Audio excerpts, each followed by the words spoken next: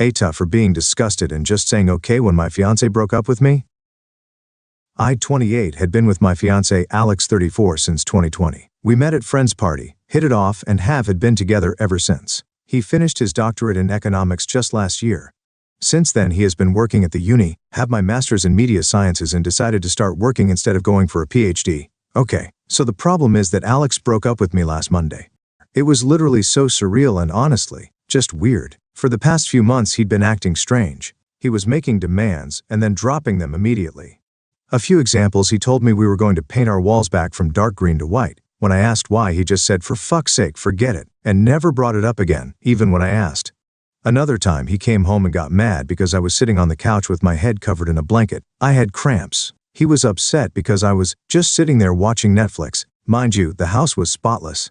When tried to talk about it, he said, "Forget it, it's not big deal." This kind of thing became common. Every time I tried to communicate, tried to figure out what was going on, whether it was something did or maybe he was just stressed at work, he would just say everything was fine, but he was clearly seething with rage. Didn't even have to do anything. He would find something to complain about: the apartment, clothes, me, work, etc.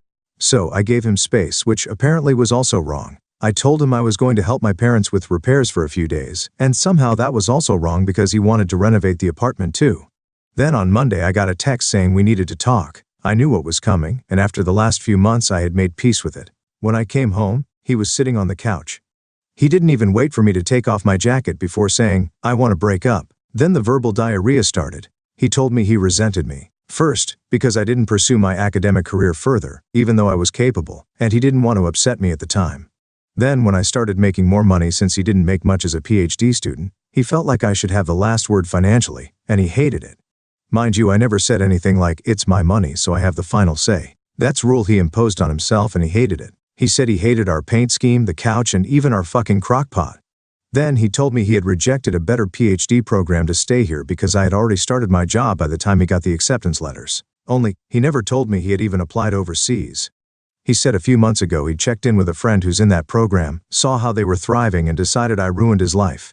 He said I had too much control over his life, and that he hated the idea that I could just decide not to pay for things and fuck him over. I honestly don't even know what that means. He also said he hated that all his friends loved me and didn't let him vent about me. Then he said again, "I'm done." I was floored. Had already made peace with the idea that we were ending, and it hurt, but after that rant was just disgusted. I looked at him, probably with a disgusted expression, and said, "Okay." He lost it. He said this is exactly what he meant, that it was horrible. We had been together for 4 years, and all I had to say was, "Okay" to our breakup. I just asked if he wanted to stay here while he figured out where to go. He said, "Typical, of course you're holding the apartment over me," and started ranting again, so I just left. I told my parents, and they're also confused. My dad suggested I reach out to our landlord and explain the situation to see what options I have. I can keep paying the rent no problem myself. He covered the utilities and some subscriptions. Just to reiterate, I never had a problem with this. I saw that he was chasing his dream, and that was more important to me than a 50-50 financial split. Make good money and I'm happy at my job. Never saw it as slaving away. I always had the mentality that my money was our money because we were building a life together. Of course I had my own savings and fun money, but I honestly never cared. As long as I felt he was working toward something and wasn't taking advantage of me, I was fine with it. More than fine. Alex is still mad. He's going between texting me like a robot about the logistics of the split to being a seething asshole complaining about everything. I'm not even hurt anymore. I just feel nauseated by him at this point. I don't know. Should I have reacted differently? Update. To start, Alex moved out pretty quickly after the breakup. He has been staying with a friend, and we sorted out everything like mail, subscriptions, and the lease. I'm also in the process of adopting a cat. Her name is Luna, but I have been thinking about changing it since my family already has 2 pets named Luna, Amun, and Kamar. She is still at her foster home for now, but I have visited her a few times, and I already adore her. She is a scrappy little tabby who follows her foster mom around like a shadow, and I can't wait for her to move in during the first week of December. I've already gotten her bowls, toys, and a bed by the window ready. Now on to what happened. Last week I was out showing someone around the city. He is the son of my parents' friends who recently moved here for work. My parents asked me to help him get familiar with the area, so I agreed. It was nothing special, just walking around, grabbing coffee, and pointing out useful spots in the city. Apparently, Alex saw us. I didn't even realize he was there, but later that night, I started getting texts from an unknown number. I guess he got a new number since I blocked his old one. The texts were just weird. He accused me of flaunting my new relationship in public, said must have been seeing this guy before we broke up, and told me that everything he suspected about me was true. I didn't respond. I wasn't going to entertain his paranoia. The messages kept coming though. They went from angry to desperate, with him saying things like, "At least admit you were lying to me," and "Was anything about us even real?" It was exhausting and honestly a little scary to see how quickly he spiraled. For the record, this guy isn't my boyfriend. He's not even someone I'm interested in. He's just the son of family friends who needed help settling into the city. The whole thing was completely innocent, but Alex has twisted it into some kind of betrayal in his head. What gets me is how little Alex seems to know me. I'm not the type of person to jump into a relationship so soon after everything that happened. Even if I were, it wouldn't be any of his business. We are done. I've made that clear. After I didn't respond to his texts, Alex started calling. I didn't pick up, but the voicemails were a mix of angry rants and desperate pleas. I ended up blocking his new number too. It feels ridiculous that I have to keep doing this, but I guess this is where we are now. Then this weekend, I went out to a bar with my friends. A few hours in, guess who walked in? Alex. I don't know if it was a coincidence or if he followed me there, but as soon as he spotted me, he came straight over. He was clearly upset, asking to talk, and I told him no. My friend stepped in, and thankfully he left without causing a scene, but it ruined my night.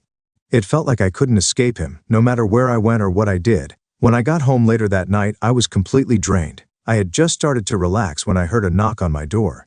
It was Alex standing there in tears. He started crying, saying he missed me, that he didn't understand why I was doing this to him, and that he didn't know how to move on. It was like all the anger from earlier had been replaced with this desperate sadness. I didn't let him in. I told him he needed to leave, and if he didn't, I would call someone to make him leave. He begged me to listen, but I just closed the door. I spent the rest of the night feeling shaken and honestly a little scared. I don't know what he's going through. I wrote his best friend about the situation, but the plea of talking to him, he said he would. Final update. He is definitely gone. My friend sent me some of his Insta stories of him at the airport, and then about a day later in Bogota. So, yep, he is gone. Am safe, and on Friday I get to pick up Helios Maximus I, lol. Heli for short. Thanks for the concern and support I've received. I'm fine, really. A lot of people suggested things like getting restraining order, but I just want to clarify that it's not as simple as walking into an office and asking for one. The process involves proving there's an immediate danger to your safety, providing evidence like texts, calls, or witnesses, and then attending court to get approval. It's not something you can do lightly or without solid proof, and no, I'm obviously not getting a gun. I've also seen people diagnosing Alex with various mental health issues, and I want to ask everyone to stop. Yes, something is clearly wrong, but I'm not a doctor, and neither are most of you. It's not fair or helpful to label him with something like bipolar disorder or anything else without real expertise. For what it's worth, I don't actually feel like I'm in danger. In the past month, these were the only 3 incidents that happened. I don't think he's actively stalking me so much as he just knew my patterns. The bar we were at is my favorite spot, and it was a party of one of my closest friends, so it makes sense that he might have guessed I'd be there. When he showed up at my apartment, he knows what time I usually get home. The city tour is the only thing that might have been more intentional, but it could also have been a coincidence that triggered everything. Anyway, this is the end of it. Yesterday, Alex came over with his mom and one of his friends. At first didn't want to let him in, but he promised me that this would be the last time I ever saw him. I agreed, mostly because his mom and friend were there, and I figured it would be more awkward to argue on my doorstep. When we sat down, Alex admitted that he was going through a crisis. He told me he was mad at me, but he didn't know why. He said he doesn't like me, that I annoy him, but that he weirdly still loves me, which is why he went crazy when he saw me with someone else. He assured me there wasn't anyone else on his end either. He said he felt like he was going insane. He talked about how he feels judged for being older and not being able to give me the life he thinks I deserve. He said he hates his colleagues, hates his job, hates everything right now, and that everyone and everything annoys him. He told me he feels old and like he should want kids at this point in his life, but he doesn't, and that thought terrifies him. He said he just wants to be alone and not talk to anyone for a while. I didn't say much. I mostly just nodded because I didn't know what to say. After he was done, he told me he was leaving. He's on some kind of mental health leave from work, and he said he's leaving the country on Sunday. He's going to South America to spend time in nature and find himself. He thanked me for everything and said he was sorry for how he acted. Then he just got up, grabbed the few things he had left at my place and walked out. His mom was inconsolable. She kept apologizing to me over and over, saying how embarrassed she was by his behavior. I told her it was okay and that she didn't need to apologize for him. She cried a lot, and his friend ended up driving her home after Alex left. I don't really know how I feel about all of this. Part of me is relieved that it's over. Part of me feels sad for him because he clearly doesn't know how to deal with everything he's feeling. Mostly though, I just feel tired. I'm glad he's taking steps to figure himself out, but it's not my responsibility anymore.